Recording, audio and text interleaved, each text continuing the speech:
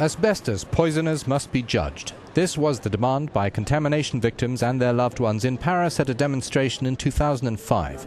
First formal complaints in France date from 1996, but there has been no major criminal trial. One of the demonstrators said it's easier to go to court for a rabid dog than to get a case opened for asbestos victims. Asbestos was banned in France in 1997.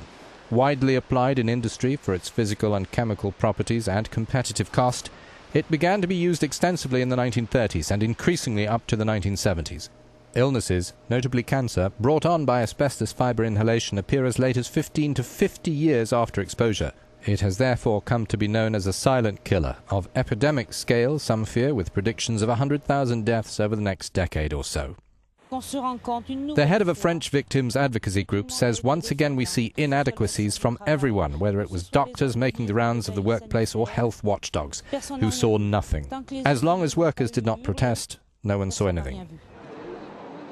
The criminal trial of two factory owners in Italy, the Eternit case in Turin, gave hope to French associations, some of whose members went to attend the court proceedings. The guilty verdict returned against both of the defendants must help clear the obstacle course that justice seekers have encountered elsewhere in Europe, say anti-asbestos legal representatives and lobbyists. This lawyer said asbestos justice handed down in Italy is the example for us to follow. In France, complaints were brought by victims and associations in 1996. There has never been a trial like the one that's happening in Italy. This is an incredible, historic achievement, and I'm really sorry to say that we have never had anything like this in Great Britain.